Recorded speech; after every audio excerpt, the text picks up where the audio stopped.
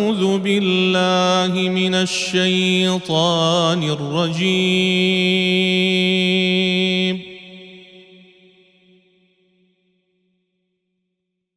بسم الله الرحمن الرحيم.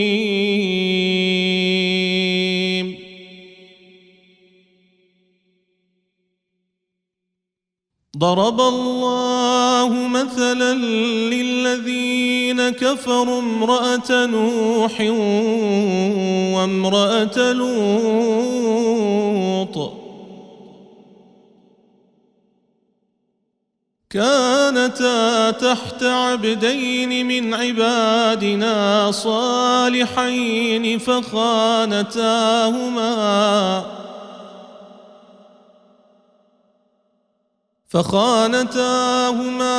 فلم يغنيا عنهما من الله شيئا وقيل ادخلا النار مع الداخلين.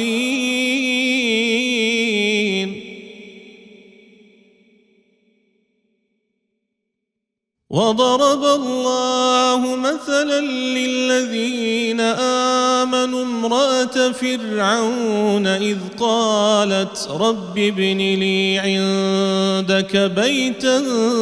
في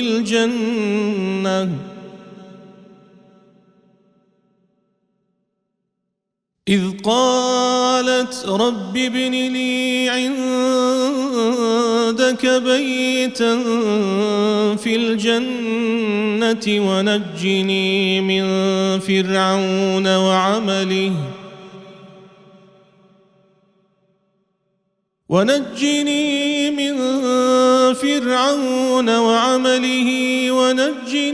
من القوم الظالمين.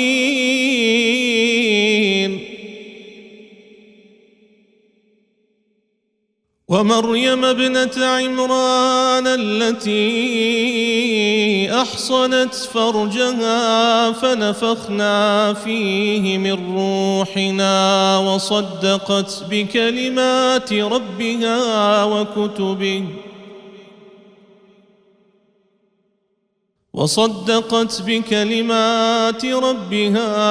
وكتبه وكانت من القانتين. صدق الله العظيم. بسم الله الرحمن الرحيم. الحمد لله والصلاة والسلام على رسول الله محمد صلى الله عليه وسلم وعلى آله وأصحابه ومن والاه. السلام عليكم ورحمة الله وبركاته. برزان خوشويستان بنران بسران سلام ورحمة ومهرباني رب العالمين لسر ايوه بيت. برزان خوشويستان سپاسی خوای گەورە دەکەین لەو ئەڵقەیەش لە بەرنامەی پەیامی دڵان بە ئێوەی بەڕێز و خۆشەویست گەیشتمەوە. تەوەرە و بابەت و باسی ئەو جارەمان باز لە پێگەی ئافرەت دەکەین لە نێو کۆمەلگادا. ئایا بزانین لە ئیسلامدا چۆن ڕێز و تەقدیری ئافرەت و ژن گیراوە؟ و ئایا بزانین ئیسلام ئەو مافانە چین کەوا بۆی دەستەبەر کردوون؟ و ئەو پرسیارەش دەکەین ئاخۆ ئەرکەکانی ئافرەت چییە بەرامبەر بە منداڵ و بە پیا و بە کۆمەلگا؟ و دەپرسین ئایا بزانین ئامۆژگاری و نەسیحەتی مامۆستایانی بەڕێز بۆ ئافرەتان بەگشتی و بە تایبەت لەو سەردەمەدا چ ئامۆژگاری و نەسیحەتێکیان هەیە؟ خۆشحاڵ و بەختەوەرم لەگەڵ هەر یەک لە مامۆستایانی بەڕێزم، بەڕێز مامۆستا ئەحمەدی شەریعە و بەڕێز مامۆستا تاهیر بامۆچی و هەروەها بەڕێز دکتۆر حەسەن بۆسکێنی و بەڕێز مامۆستا شێرزاد عەبدولوەهاب و بەڕێز مامۆستا ڕزگار بێراوەیی و هەروەها بەڕێز دکتۆر خالید گەردی. بەخێرهاتنی هەمویان دەکەم، سوپاستان دەکەم و دەڵێم ئەسەلامو عەلەیکوم و ڕەحمەتوڵڵاه. پرسیاری یەکەم ئاراستەی بەڕێز جەنابی مامۆستا خالید گەردی دەکەم. دەپرسم ئایا پێگەی ئافرەت لە ئیسلامدا چۆن باس کراوە؟ بسم الله الرحمن الرحيم. الحمد لله والصلاة والسلام على رسول الله صلى الله عليه وعلى آله وصحبه وسلم. طبعا دیارە بابەتە زۆر فراوانە، یعنی کۆمەڵی بابەتی زۆر لە خۆی وەدەگری، هەم ئەگە لە قورئان تەماشاکەم لە سنەتی پێغەمبەر صلى الله عليه وسلم، هەم لە سیرەتی صالحیندا بە کۆمەڵی زانا کتوب و تەلیفاتی زۆریان لەسەر ئەو بابەتە نووسیوە. بەڵام من ئەگەر شتێک ئەوها پۆڵێم بکەم، ئاماژەی پێ بکەم ئافرەت ئەوها بکەمە چەند بەشێک بڵێم ئافرەت یان دەبتە کچ یان دەبتە خوشک یان دەبتە دایک یان دەبتە خێزان کاتێک کە دەبێتە کەس پێغەمبەر صلی الله عليه وسلم فرمودەیەکی هەیە بزانە فەرمێ من كان له ابنة واحدة ئەگەر کەسە یەک کچی دایە خوای گەورە فلم يئتها زیندە بە ساڵی نەکرد ولم يهنها ئیهانە و بێڕێزیشی بەرامبەر بەو کچە نەکرد ولم يؤثر ولده عليها يعني ئەگەر منداڵی کوڕیشی هەبوو کوڕەکە تەفزیل نەدا و بەسەر کچەکەیدا پێغەمبەر صلی الله عليه وسلم دەفەرمێ ئەدخەله الله بها الجنة ئەو بەڕاستە ئەو کچەی دەستە بەهەشتی يعني ئەو عملەکانی دیکەی لێگەڕەکە ئینسانێکی ئیماندارە و مسلمانە بەس ئەو عملێ ئەو ئینسانە با لە بۆ بەهەشتێ لێرە مەبەستمە بزانم بەڕاستی خەڵک زۆر جاری وایە ئەو نوقتەی ئاماژە پێ دەکە وا دەزانێت کە خوا کچی دایە یعنی بێڕێزی کراو بەرامبەر بەو ئینسانە لە هیچ حەدیثی پێغەمبەر نەهاتێ صلی الله عليه وسلم فەزلی کوڕێکی تێدابی بەسی کچی تێدایە ئەوش تەماشا کە دەڵێ یەک کەس لە صحیحی مسلم هاتێ دەڵێ ئەگەر بۆ دوو کەس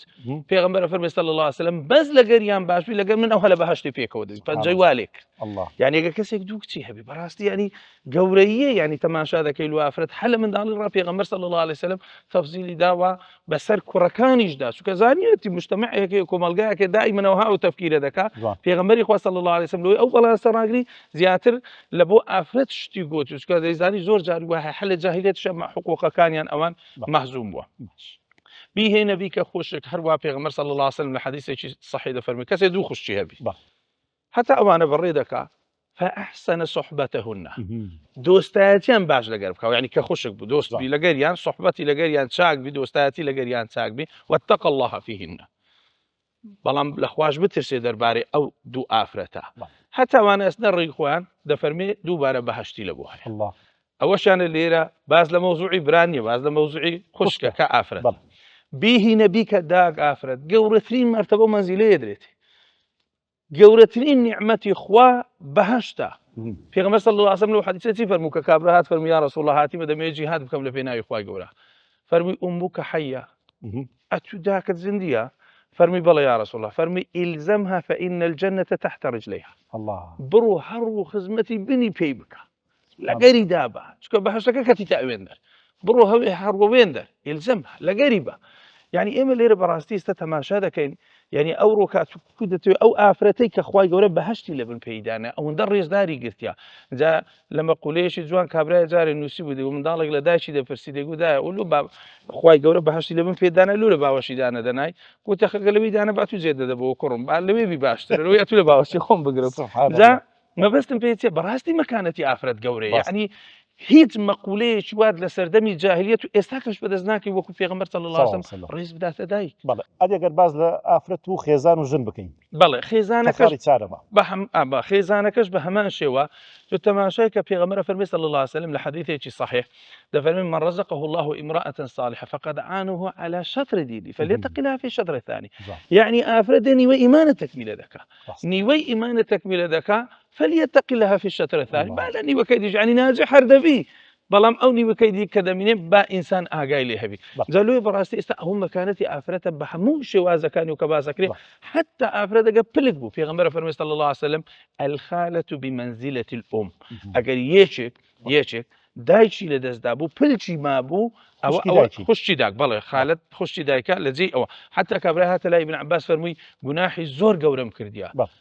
خوا لێم خۆش دەوی فەرمووی داکت مایە گوتی نا گوتی پلکت مایە گوتی بەڵێ گوتی بڕۆ چاکەی لەگە پلکت بکە دەفتە کەفارەتێ و گوناحی کە تو فکری لێ دەکەیەوە پرسیارەکەم ئاڕاستی بەڕێز مامۆستا حەسەن بۆسکێنی دەکەم ئایا بزانین پێگەی ئافرەت لە پێش ئیسلام و لە سەردەمی جاهلیدا چۆن بووە و بەچ شێوازێک مامەڵەیان لەگەڵ کراوە الحمد لله وكفى والصلاة والسلام على نبيه المصطفى وعلى آله وصحبه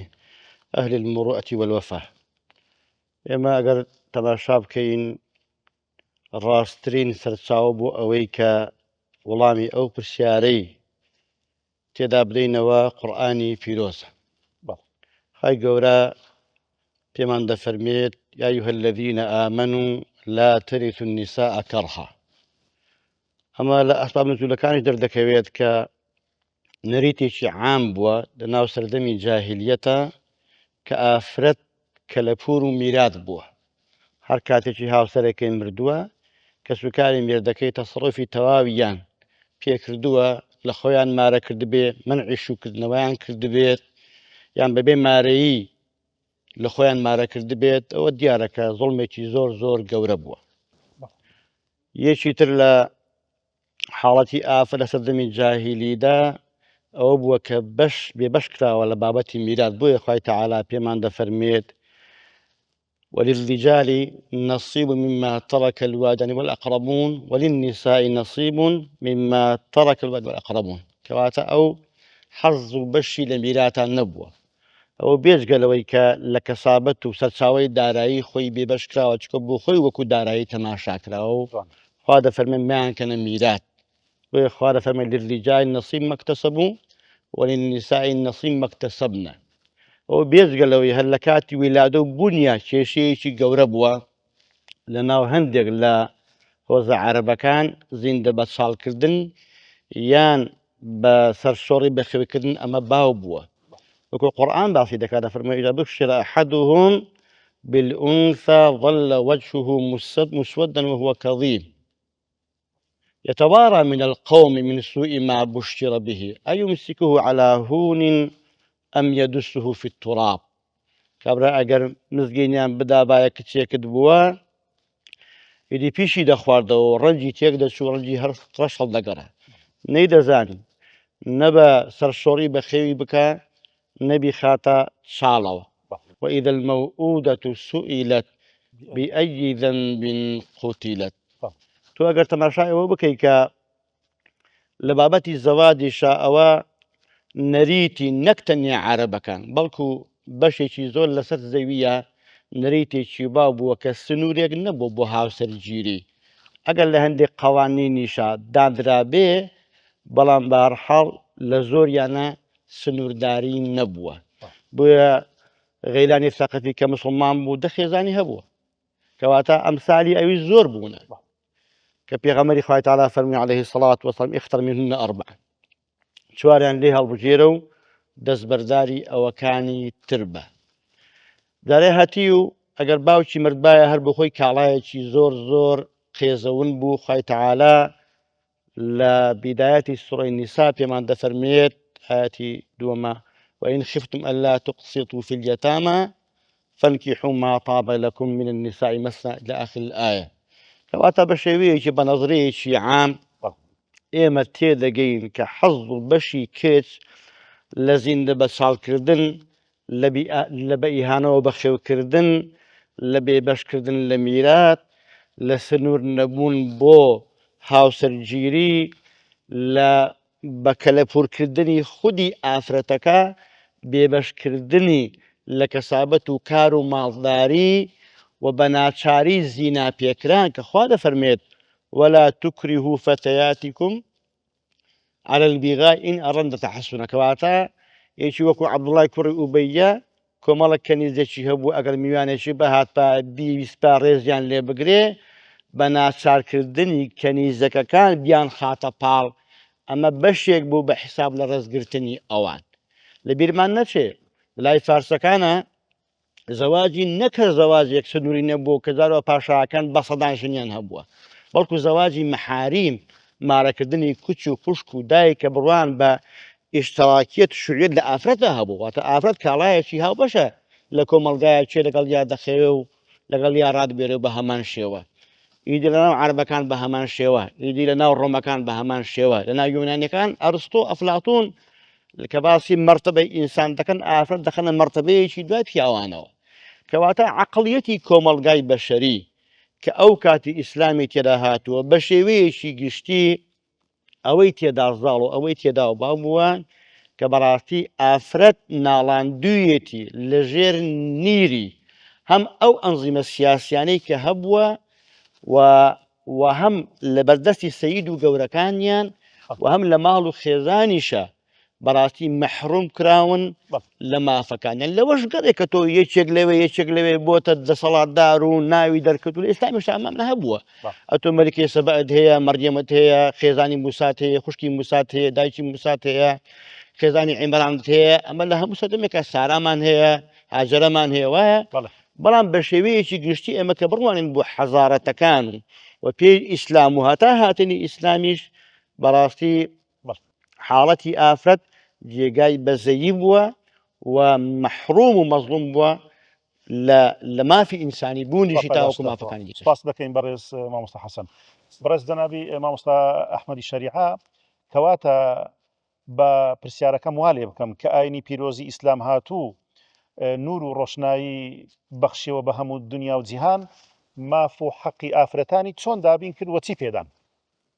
بله الحمد لله والصلاة والسلام على رسول الله. والله ئێمە پێشەکی بڵێن مافێک کە خوا بیداوێ چۆن بیدا لەوە چه هیچ کەسێک نە دایک و باوک نە کەس و کار نە هیچ کەسێک بتوانێت مافە بە ئەڵێن لە ئیمامی عەلییان پرسیوە حەزەکەی لە قیامەتە خوا محاسبەت بکە و حساب لەگەڵا بکە یان دایکت فەرمیێتی خوا چکە ئەو لە دایکیشم بەڕەحمترە. لەبەرەوە ئەو مافانەی کە بۆ ئافرەت دانراوە ناتوانانی بیان بژێری وەکو بژاردن وەکوی بیان بژێری ناتوانین، بەڵام کۆمەڵێک لەو مافانە بازەین کە خەڵقێک قسان لەسەراکە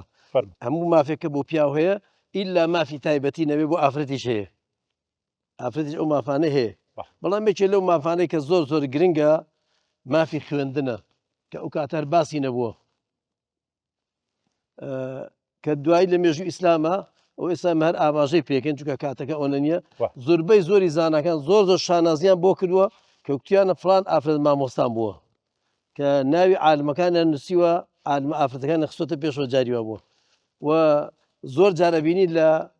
لە هەموو سەردەمی خەلیفەکانە، لە هەموو قوتابخانەکانە، لە هەموو مەدرسە،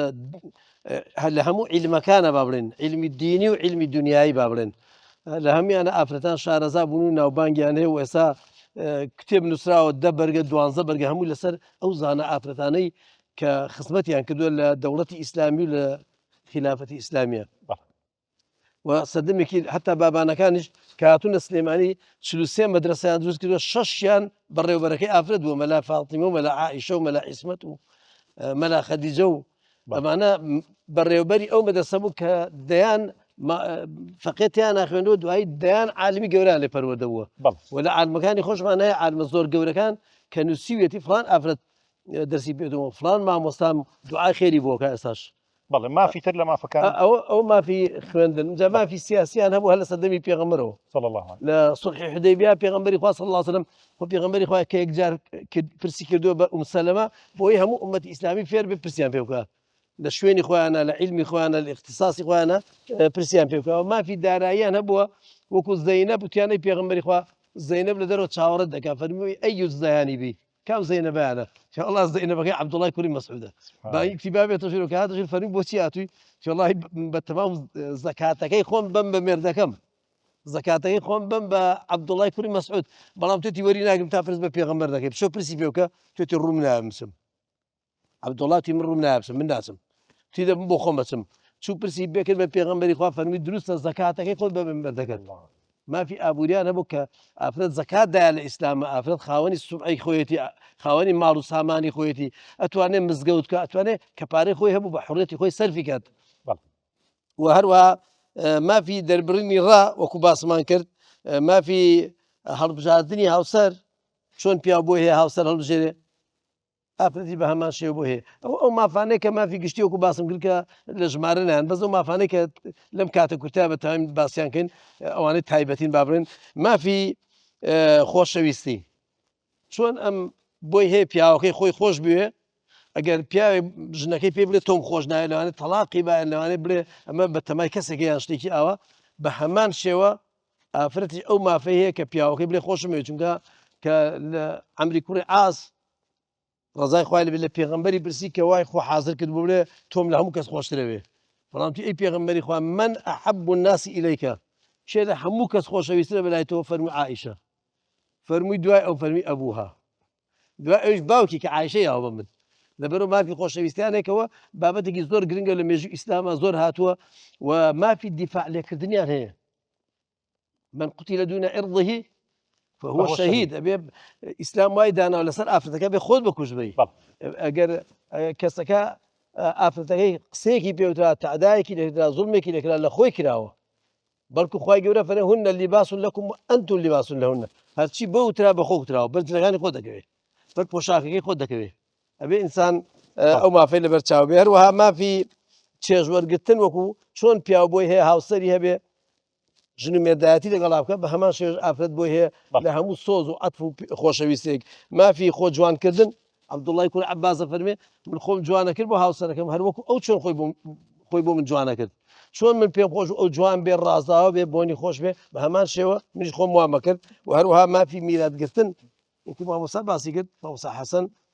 خوا جەزای خێری باتەوە کە ئەو کاتە بە میراتی هەبران لە قورئانە باس کراوە بەس لەمە دوای میراتیان هەبرد میراتیان بۆ دیاری کراوە و ئەو میراتەکەی خۆی برد لە ماڵەوە خەز نییە کرد بەڵام پیاوەکە بەشە میراتەکەی خۆی خەرجە کرد ئەوە بابەتی گرنگن هەمویان کە باسکردن بەزێمە لە کوتی ئیشارەتیان پێکەن مافی تایبەتیە بۆ ئافرەت دیارە زیاتر خەڵک مەبەستی ئەم مافانە مافی مارەی هەبووە مافەی هەروەکو ئەم مارەی هەروەکو مافێکی ڕێز و ئیحترامە بۆ ئافرەت دانراوە خۆ لەبەرەوە نییە کە پێی بژی ئافرەت مارەی خۆی خەرج ناکە ئافرەت لەسەری نیە دینارێک فلسێک لە مارەی خۆی خەرجکە نە بۆ خۆی نە بۆ مردی نە بۆ ماڕی بڵاوی نە بۆ هیچ کەسێک لەسەری واجب نییە ئەگەر بە خێری خۆی بە پیاوەتی خۆی خەرجیکە بەمانجیە هەروەها مافی نەفەقە کێشانی لەسەر پیاوە و هەروەها مافی سوکنا شوێنی حەوانەوەی لەسەر پیاوە هەموو ئەوە نەکرێتە سەر پیاو ئەبێ کرێکاریەکە مامۆستایەتیەکە بە هەر شێوێک ڕەنجی شانی خۆی ئەگەر نەتوانێت پیاوێک نتوانێت نە کرێکاری بکەن نە پارە پێوەکان نە بژێوی پیاکە نە ماڵی هەبێ ژنیشی لێمارە ناکرێت لە بۆیە زانەکانە فەرەگەر ئیچێ مناڵ بوو سەرەت و سامانی نەبوو باوکی شتێکی لە قەبەڵکە شتێکی هەبێ ئەنجا ژنەکەشی لێماراکەن و هەروەها زۆر مافی کەشێکە لەوە سێسا نەکرێت بە کورتی باسمان سپاسەکەین جەنابی مامۆستا دێنە لای کاک مەلا فەرمان قەسیدەیەکمان پێشکەش دەکات با بفەرمێت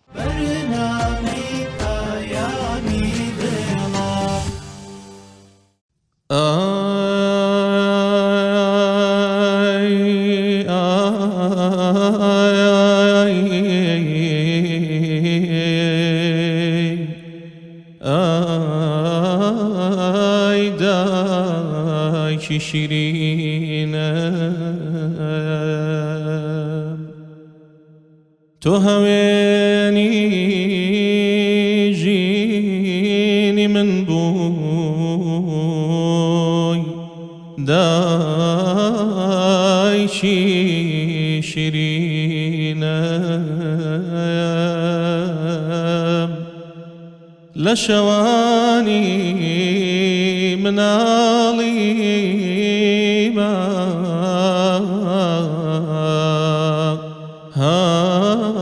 هاودەمی ژینمای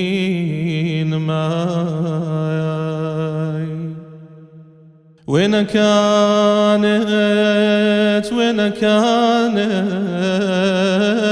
لە دەستمدا ئاڵواڵایە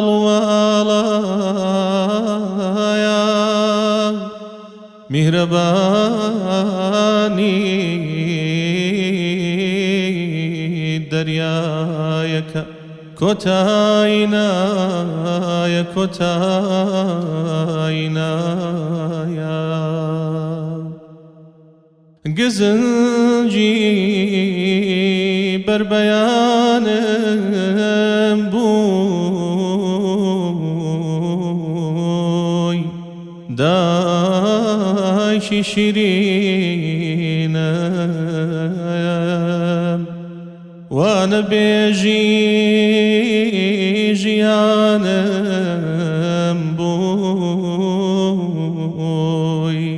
بە زمانی گوڵای دایە بەم پەیامە گۆشت کردم بەم پەیامە گۆشت کردم دایە گیان کە بێ هاوتایە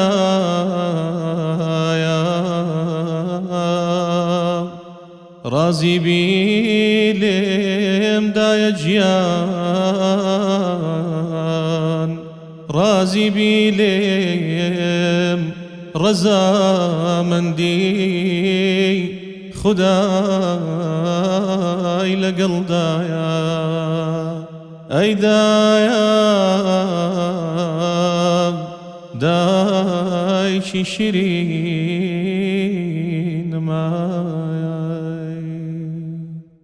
دەست خۆش بیاخۆ سپاس دەکەین پرسیارم ئاراستەی بەڕێز مامۆستا ڕزگار بێراوەی دەکەم دەپرسم ئایا ئەرک و واجباتی ئافرەت چییە بەرامبەر بە ماڵ و مێرد و کۆمەلگا بە شێوەیەکی گشتی بسم الله الرحمن الرحیم هەڵبەت پێش ئەو واجباتانەی کە لەسەر ئافرەت ئەگەر وەکو ملاحەزە وەکو تێبینی کە باز بکرێ طبعا ئەو هەموو بەڵگانەی کە پێغەمبەر عەلەیهی سەڵات وەسەلام تێیدا باسی ئافرەت ئەکا و چاکبوونی پیا و ئەکا لەگەر ئافرەت ئەگەر ئەو واقعی سەردەمی پێغەمبەر عەلەیهی سەڵات وەسەلام بخوێنرێتەوە ئەبینی موجتەمەع و کۆمەلگایەکت هەیە زۆر نادروست و ناتەندروستە لەگەر ئافرەت پێغەمبەر عەلەیهی سەڵات وەسەلام لۆ ئەوەی بەڵانسەکە و هاوسەنجەکە ڕاست بکاتەوە ئەو هەموو فەرمودەیە باس ئەکا لە بۆ ئەوەی کە ئەو هاوسەنجە دروست ببیتەوە بۆیش ئەبینی لە حجەت الوداعدا بە هەمان حاڵەت ئەو شتە لە کۆتایی باز ئەکاتەوە پێغەمبەر عەلەیهی سەڵات وەسەلام بەڵام ئەگەر هات و مجتەمەع و کۆمەلگایەکت هەبوو لەگەر ئافرەت باش بوو ڕێک بوو لەوانەیە نەکرێ ئەوها بە تۆخی ئەو هەموو دەقانەی بە بنجێ دابدرێ لەبەرەوەی هەر بۆ خۆی باشە لەبەرەوەی زۆر جاری وا هەیە لە دوو ڕێوە ئافرەت لەوانەیە شیرازەی تێک بچی لەگەر پیاوەکە یەک خەڵکانێک بە نیەتی خراپ لە ڕووی ڕێکخراوەکانەوە هەوڵ ئەدەن ئافرەت لا بدەن لەسەر ئەو ڕێیەکەوە هەیتی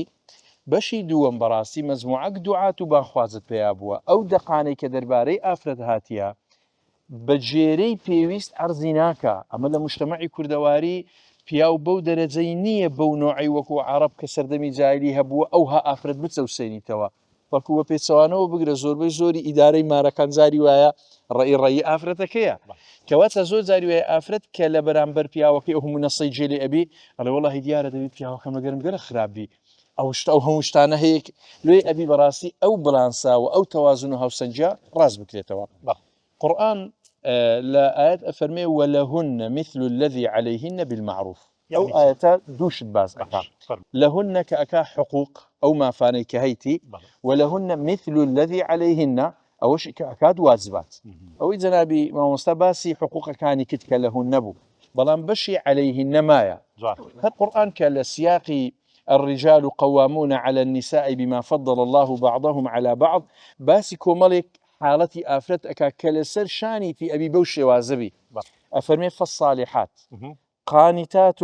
حافظات للغيب بما حفظ الله أو جلدواوي أفرمي واللاتي تخافون نشوزهن يعني آفرت أبي صالحة بي صالحة بواتاي أوي كومرين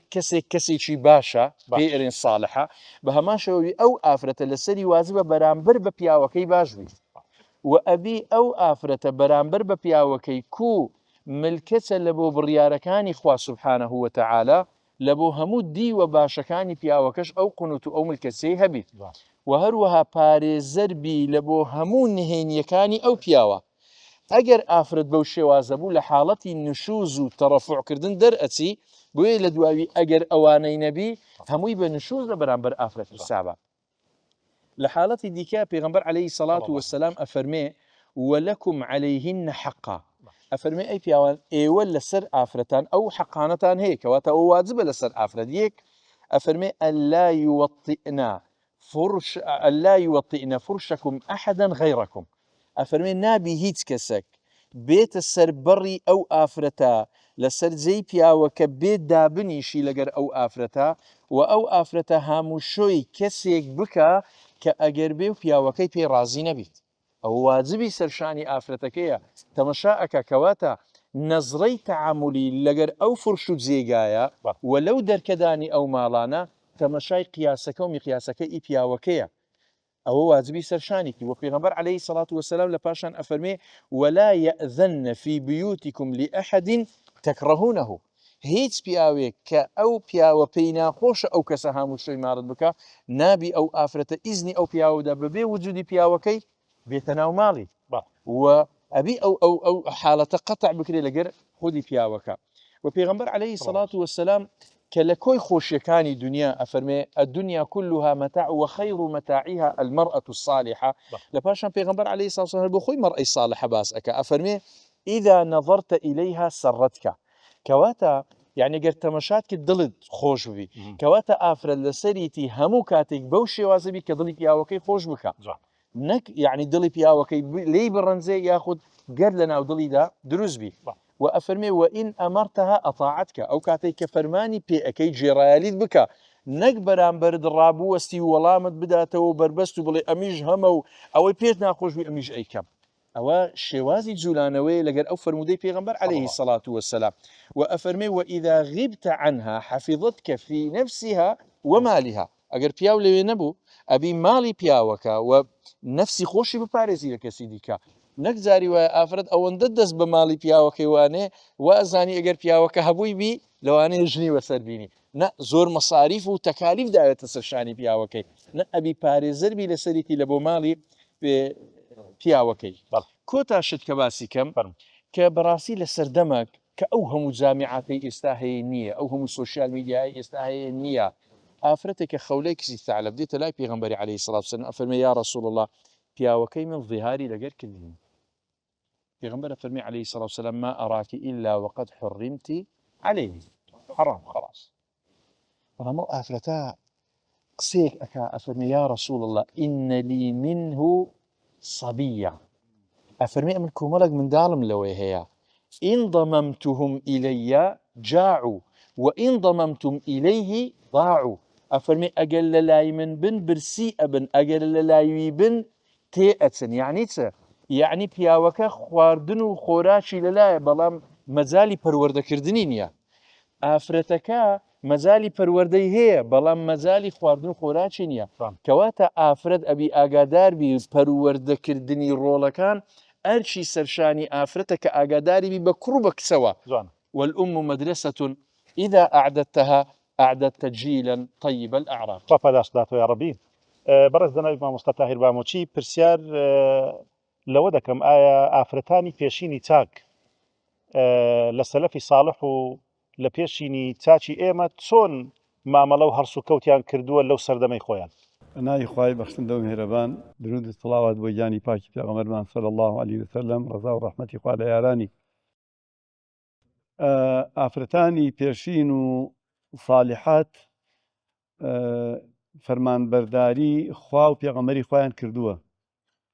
باش لەو ئاەت تێگەیشتون وما كان لمؤمن ولا مؤمنة إذا قضى الله ورسوله أمرا أن يكون لهم الخيرة من أمرهم لەبەر ئەوە تەسلیم بوون بە ئەمری خوا و بە ئەمری پێغەمبەری خوا صلی الله عليه وسلم ئەوەی خوا داوای لێ کردوون وەک مامۆستا باسی ئەرکەکانی کردن جێبەجێیان کردووە ئەوەش کە خوا بۆی دیاری کردوون داوایان کردووە ئافرەتانی پێشوو نموزەجێکی زۆر زیندوو بوون پێشپێشێنیان لەگەڵ پیاوانە کردووە لەناو کۆمەڵگە لە چ ڕوویەکەوە لە ڕووی عیبادەتەوە باش لە ڕووی ئیشکردن و تاعەتەوە جوان لە ڕووی دڵخۆشکردنی مێرد و باوک و برا و کەسوکارەوە لە ڕووی پاراستنی شەهامەت و کەرامەتی کۆمەلگاکەیانەوە لە هەموو ئەو ڕوانەوە ئافرەتانی سەردەمی پێشینی ئێمە و ئێستەیش لەو جۆرە ئافرەتانە هەر زۆرن لە کۆمەلگای ئێمە الحەمدولله توانیویانە خوا لە خۆیان ڕازی بکەن توانیویانە پارێزگاری باڵانسی کۆمەلگا بکەن کە بەرەو هەڵدێر و تیاچوون نەچێت نمونەی زۆرە لە قورئانی پیرۆزە ینی ئافرەتانی پێشین مەقامی وایان هەیە ئینسان سەری سڕەمێنێ ئەگەر هەموو مامۆستایانی بەڕێز و مسلمانان قورئانمان خوێندووەتەوە ئێمە مەسەرەن زۆر کەسێڵێ خوای ڕەحمم پێ بکەی لەشم ساخی عاقبەتم خێرکەی ئەوە بەس ژنێک هەیە دوعایەکی عەجیب لە خوا داوا ئەکا ئاسیە کچی مزاحم ژنی فیرعەون ئەڵێ ربي ابني لي عندك بيتا في الجنة ونجني من فرعون وعمله ونجني من القوم الظالمين خوای لەلای خۆت ماڵێکم بۆ دروست کرد لەلای خۆت عیندیت لەلای خۆت ماڵێکم بۆ دروست ئەمە مەقامێکی بەرزە ئەم ئافرەتە پێشینە کە پێشی پێغەمبەری خۆمان و چەند هەزار ساڵ پێشی ئەویش بووە ئەمە نمونەیەکە لەوانە نمونەیەکی تر لەو گەورانە لەو سەروەرانە دایکمان خەدیجەیە ڕەزا و ڕەحمەتی خوای لێ بێ پێغەمبەری خوا صلی الله علیه وسلم کە وحی بۆ یەک یەکەم جار لە ئەشکەوت دەگەڕێتەوە ماڵەوە وازانەیە لێ قۆماوە دەستیرونی زەممیلونی ئەڵێ خەدیجە چیم لێەکەی حاڵەتێکی عەجیب و غەریبم بینیوە چییە ئەوە خەدیجە دایکمان خوای لێ ڕازی بێ ئەفەرمێ ئامۆزا سوێن بەخوا خوا خراپە لەگەڵ تۆ ناکا تۆ یارمەتی نەدارە دەی تۆ بەدەم مەزلومەوە دەچی تۆ لە نائیباتە بەدەم قەوم و ئەو هەیت لەبەرەوە هەرگیز خوا خراپە لەگەڵ تۆ ناکات دڵنی ئابە هەڵیەسێنێتەوە پێغەمبەری خوا هەڵەسێنێتەوە صلی الله عليه وسلم ورەی بەرزەکاتەوە ئەڵێ هەر سەبا بڕێن بەلای خەولە وەرەقەی کوڕی نەوفەل کە ئامۆزایان نەبێ ئەویش ئەچن بۆ لای ئەڵێ ئامۆزا محەممەدی ئامۆزا و مێردم شتێکی وای بینیوە ئەویشە فەرمێ ئەوە ئەو شەرەفەیە کە هاتۆ بۆ موسا و بۆ پێغەمبەرانی پێشی تۆ پێغەمبەری ئەو زەمانە و ئەو ئومەتەی ئاخر زەمانی دوای تۆ پێغەمبەری تر نایە خۆزگە من لەو زەمانە زینۆ ئەبم بتوانێت دیفاعت لێ بکەم کاتی قەومەکە دەریانە کردی و معلومە لای زۆربەی مسلمانان شتەکە معلومە مەسەلەن یەکێکی تر لەوانەی ئافرەتانی پێشوو پێشکەشیان کردووە نوسەیبەی کچی کەعب نوسەیبەی کچی کەعب نوسەیلەمەی کەزاب کوڕێکی ئەکوژێ نەزر ئەکا سوێنە خواڵێ بەدەستی خۆم تۆڵەی خۆم بسێنم خۆی ئەبەسێ وەکو پیا و شمشێر هەڵەگرێ ئەچێت لە جەنگ بەشداریەکە دەی لە ئەخیرا نەزرەکەی جێبەجێەکە ئەهێنێتە دی چەنانی وامان هەیە ئێمە یەکەم ئافرەت مسلمان بووە خەدیجە بووە یەکەم ئافرەت دڵی پێغەمبەریەوە صلی الله عليه وسلم خەدیجە بووە یەکەم ئافرەت کە لە ئیسلامە شەهید بوو سومەیە بوو هاوسەری یاسر و دایکی عەمار ڕەزا و ڕەحمەتی خوا لە هەمویان بێ عروەی کوڕی زوبەیر ئەفەرمێ دەربارەی دایکمان عایشە ما رأيت أعلم بطب ولا بفقه ولا بشعر من عائشة رضي الله عنها کەسم نەبینی وەکو عایشە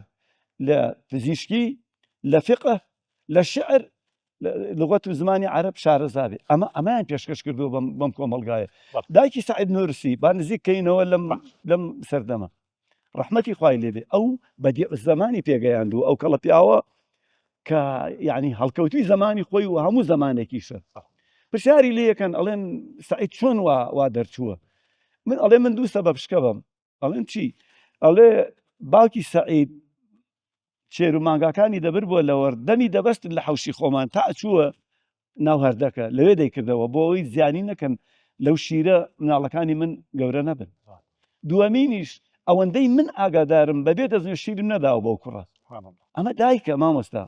ئەمە ئینجا ئیتر لەو مەسەلەن حەفسەخانی نەقیب لە سلێمانی بوو مامۆستا باسی هەندێکی کرد لە مامۆستایان مامۆستایانی ئافرەت حەفسەخانیش لە زمانی شێخی نەمر و ئەوانە دەوری زۆر گەورەی هەبوو لە خزمەتکردن لە داڵدەدانی هەژاران و پشتیوانیکردن و ئەوانە و ئافرەتیش لای ئێمەش لە هەڵەبجە ئافرەتە بوو عادیلە خاتون کەویش لە بنەماڵەی ساحب قەرانە یەکێک بوو لەوانە ژنی وەسمان پاشای جابوو گوت عەجیب دەوری قایمخانی دینیوە خۆوە ژنن ئەمانە مسلمانیش بوون اینجا مەستورەخانی ئەردەڵانی عالمێکی زۆر گەورە بوو مامۆستا کتێبی فقهی هەیە کتێبی تەفسیری هەیە کتێبی شەرعی هەیە ئەمانە ئەوەی پێشکەشیان کردەوە بەم کۆمەڵگایە لەو کوردستانە الحەمدولله وەجاخیان ڕۆشنە ئافرەتە پێشینەکانی ئێمە ئافرەتە گەورەکانی ئێمە من پێش ئەوەی دێمە ئێرە تێرە شەو لە مەجلیسێک بووین پیاوێک قسەیەکی بۆ کردم زۆر دڵی خۆش کردم وتی مامۆستاوتم بەڵێ وتی جارێک لە سلێمانی پیاوێکی نابینا بەخۆی و گاڵۆکەکەی ڕێئەکا ڕوا بەولا چێ بۆ لە ئەوانە ئافرەتێکیش لەو لا دێت ئەو ئافرەتە خوای گەورە تەوفیقی ئەدا ئەڵێ شەرت دێ من ببم بەداری دەستی ئەو پیاوە نابینایە و ببم بە گاڵۆکی دەستی شووی پێ ئەکا مامۆستا خۆی ئاگاداری ماڵی باوکی پێ کوڕەکە ئەکا ئەڵێ من ئەبمە حەڵاڵی ئەو کوڕی ئێوە و تا ئەمرێت من لە خزمەتی مادەم ئەویش خزمەتی قورئانەکە و ئەوانە مامۆستا ئەمە نمونەیەکی زیندوو عەجیبە نمونەیەکی تر ئەمەیان پیاوێکە بەرامبەر بە چاکەیەکە کە ئەویش باسی دەکەم لە خزمەتانە کوڕێک زۆر حەزی لە ئافرەتێکە بێ ئافرەتەکەش زۆر حەزی لە کوڕەکە بێ وەکو مامۆستا ئەحمەد فەرمووی حەقی خۆیەتی خۆشی بیە و حەزی لێ بکە ئەوانە ئیتر لەوا بێکەوە بەس باوکەکەی لێ وەڵام کوڕە فەقیرە منم کچەی نادەمێ کوڕە باوکت چاک وڵە نایدەمێ پیاوێکی زۆر دەوڵەمەند یە داوای کچەکەیەکە وعدی پێدا و ئەیداتی کچەکەی ئەداتی ئیتر زۆر ناڕەحەتە بن هەم کوڕەکە خەریکە شێتە بێ وەکو مەجنون وایە ئەم کچەکەیش وەکو لەیلا وایە لە ئەخیرا ئەچنە سەر ئەو ڕۆژەی کەوا بچێ ئافرەتەکە مارە ببڕێت یاوە دەوڵەمەنەکە کوڕەکە ئەچێ لە سەر ڕێگەی دائەنیشێ لەبەر ماڵی باوکی کچەکە دائەنیشێ ئەگری و بێتاقەتە پیاوە دەوڵەمەندەکەڵێەوە چی کاکە مشکلە چییە؟ ئەڵێ بڕۆ بەڕێکوەوە تۆ نازانی دەردی من چیە من بارم زۆر قورسە بە کەس بارم ئەڵێ پێ بڵێ باشاکیکەم ئەڵێ بەڵام من ئافرێتێکم زۆر خۆشویستووە لە حەد بەدەر ئەویش منیش خۆشویستووە ئێستا بابی نەیداوە بە منداوێتی بە پیاوێکی دەوڵەمەند تو بەس ئەم پیاوەش کە هاتووە ئەو پیاوە دەوڵەمەندەیە ئەڵێ دێت تۆ وەرە با من بشم بۆ چارەسەر ئەڵێ تۆ چار ناکەی ئەڵێ تۆ هەرە ئەیبا لە ناو سیارەکەی قاتێکی پێدا لە بەریەکە خۆی گۆڕێ کوڕەکە لەگەڵ خۆی ئەیباتە ژوورە بۆ ماڵی باوکی کچەکە ئەڵێ سەلام عەلەیکە سەلام ئەڵێ مەسەن وەختە داوای کچیەوەم کردووە با بزانەوە بۆ خۆم نەبوو ئەڵێ ئەی ئەڵێ بۆ ئەم کوڕم گەرەک بوو ئەگەر کچەکەتانە دەن بەو کوڕ هاچی سەروەتم هەیە ئەیدەم بەو کوڕ و کچە ئەوانیش زۆر دڵخۆشە بن ئەم کچەکەیان لە پیاوێکی بەتەمەن نەجاتی بوو ئەوانە مەبەستمەوەی مامۆستا ئەم ئیثار و ئەم گەورەیانە لە ئیسلامە خوای گەورە پەروەردگارەوە مامۆستای بەڕێز سپاس دەکەین دەست خۆش بیاخوا بەڕێز جەناب مامۆستا شێرزاد ئەگەر پرسیار لەوە لە جەنابەت بکەم لەو سەردەمەی تەکنەلۆجیا و سەدەی 21ەم و یعنی سەردەمی ئیغرابوونی مرۆڤ و ئینسانەکان چ وەسیەت و ئامۆژگاریت هەیە بۆ ئافرەتان بۆ کچان بۆ خوشکانمان بۆ خێزانەکانی نێو کۆمەڵگەی کوردەواری بە شێوەیەکی گشتی پێشەشی خوازای خرت بداتەوە خوازای خێر ئەو مامۆستا بەڕێزانە و کاتە فەرمانی دڵخۆشیش بداتەوە بەڕاستی مۆزوعەکەتان زۆر زۆر شەیق و خۆش بوو خوای گەورە لە هەموو لایەکی قبوڵ بکە وەڵا وەسیەتی ما دڵسۆزترین کەس بۆ ئافرەتانی هەموو دنیا پێغەمبەری خۆی عەلەیهی سەڵات وەسەلام ئەو پێغەمبەرەی کە غەمخۆری دنیا و قیامەتی ئافرەتانە یەک وەسیەتی وی پێشکەشی هەموو خوشکانی بەڕێزم دەکەم ئەو وەسیەتە ئەگەر بەڕاستی خوشکان جێبەجێ بکەن هەم دنیاش دەحەسێنەوە هەم لە قیامەتیش دەحەسێنەوە نەک دەحەسێنەوە لە قیامەت بەڵکو هەشت دەرکەی بەهەشت بە کەیفی خۆی لە چێ دەسەژۆرە بستە بەڕاستی ئەوە زۆر گەورەیە پێغەمبەری خوا دەفەرمی صلی الله عليه وسلم إذا صلت المرأة خمسها وصامت شهرها وأطاعت زوجها وحصنت فرجها دخلت من أي أبواب الجنة شاء الله پێغەمبەر فەرمی عەلەیهی سەڵات وسەلام چارشتی زۆر بەسیتیان لێ تەکلیف دەکە وەڵڵی یان دەگرانی دیە دەفەرمی ئافرەت پێنج نوێژەکەی خۆی بە جوانی بکە پێنج نوێژەکان لە وەختی خۆی بە دەست نوێژێکی جوان بە نوێژێکی ئارام و بە خوشوع و بە خوضوعەوە ئەوە یەک پاشان دەفەرمی ڕۆژیەکانی ڕەمەزانی بە جوانی بگرێتن سێمەی دەفەرموویتن بەڕاستی گوێڕانی پیاوی خۆی بکە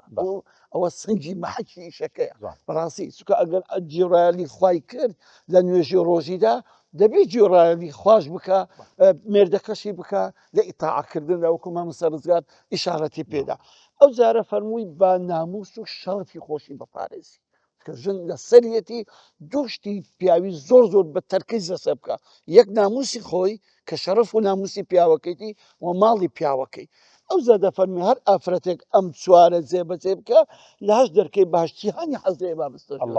بەخوای پیاو لە هیچ پیاوەک نییە غەیری ئیمامی ئەو بەکر نەبی ڕەزا و ڕەحمەتی خوای لێبی لە هەشت دەرکەی بەهشت بانگ دەکرێت لە جیهانی بستە ژۆرێ ئەگەر هیچ پیاوەک نییە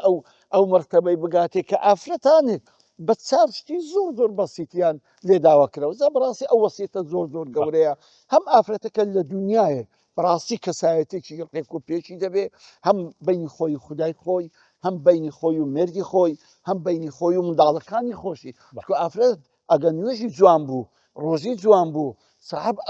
کەسایەتی و ناموسێکی ڕێک و پێک بوو و جێرانی مێردەکەی بوو حتمما ماڵیشی ئارام دەبێت حتمما منداڵیشی جوان و ڕێک و پێک دەبێت هەر قسێکی خۆشت بۆ بجێرمەوە یەک لە مامۆستایەکان دەفەرمی داکم مامۆستای جامیعەی بوو زۆر بەمە ماندی بوو بە جامیعەش ماندی بوو بەڵام زۆر ئیحتیمامی بەمە دەدا بەڵام بەڕاستی یعنی وەکو ژنانی زۆر نوێژی سونەت و زۆر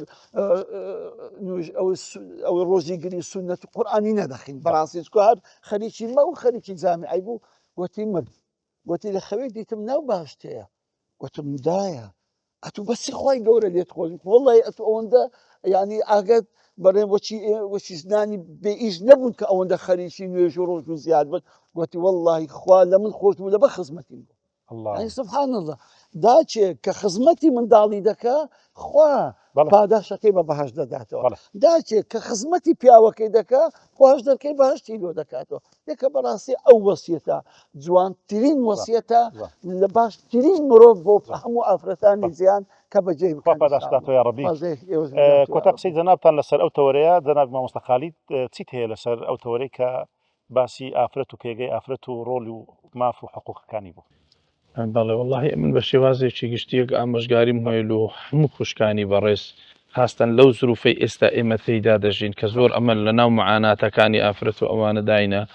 یعنی ئەوە وەکو وەسیەتێک بی کە بیکەین لە بۆیان ئەوەیە بەس خۆیان لە خیانەت بپارێزن طبعا وەسیەتە تایبەت نییە مەوزوعەکە تایبەتە بە ئافرەت دەگەنە و پیاوانش بە هەمان شێوەیە